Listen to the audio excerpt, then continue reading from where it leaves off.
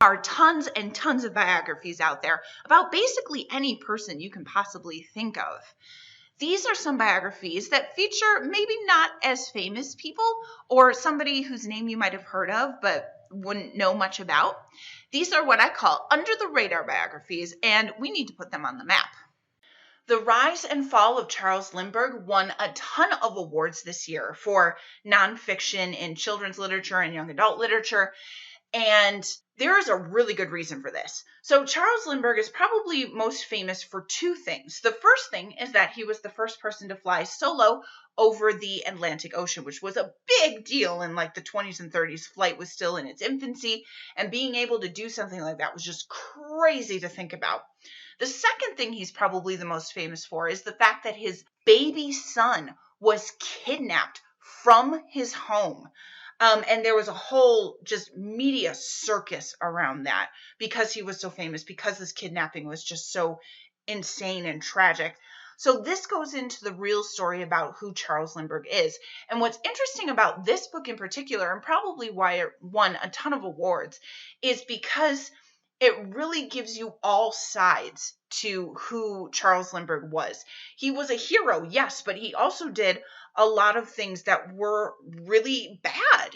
And it gives you, the reader, kind of the power to decide who he is and whether or not you still see him as a hero at the end of this book. The big nonfiction winner from last year, this is the book that won all the awards last year, is called Troublemaker for Justice. And this is the story about the man who actually put the March on Washington together. Now, everybody knows Martin Luther King Jr. and his I Have a Dream speech. But did you know that he was not really the person behind the March on Washington, putting that all together? It was all about the guy in this book.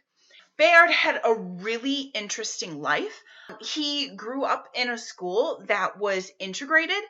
And so when he was in high school, he really started protesting against racism and the Jim Crow laws that were in effect in his daily life. He called this like angelic trouble because he was very religious and very much believed in nonviolence. So he's really the guy who kind of set the tone for the entire civil rights movement. And he definitely needs a lot more recognition. So thankfully, this book is out there so he can get some of the appreciation and accolades that he really deserves for being such a strong figure during the civil rights movement.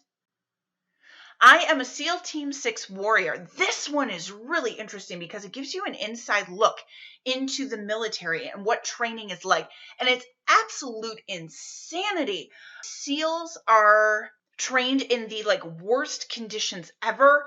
They're made to stand for hours in the ocean with the water and waves just battering them, and they slowly succumb to hypothermia, basically. Their training is insanity. So this is the story about what it takes to become a SEAL Team 6 warrior and all that they have to go through. But it's also the story about a man who is trying to figure out who he is through all of these missions and his identity as part of the American military. The Red Bandanna is kind of a mystery story. It's 9/11. The planes have just flown into the Twin Towers in New York. And there's this guy in a red bandana who keeps going in and out of the towers trying to rescue people. Nobody knows his name. Nobody knows who he is. But there's these stories of this guy helping people out during the worst moments of the terrorist attack. And so this is the story about trying to figure out who this man is and also the effect that he had on all of these people that he saved. So this is an interesting story because it's a little bit mystery and it's a little bit uplifting, but it's also a little sad. It will really make you feel all the feels, and you are guaranteed to love it. Red Scarf Girl is actually one of those books that used to be taught a lot. It's not being taught as much, and that's actually really sad because it's such an amazing book. So this is set during the Cultural Revolution in China, and this is the story of a girl who's kind of caught in the middle. So she grows up believing Chairman Mao is just awesome, but then this Cultural Revolution starts, and she starts seeing things change.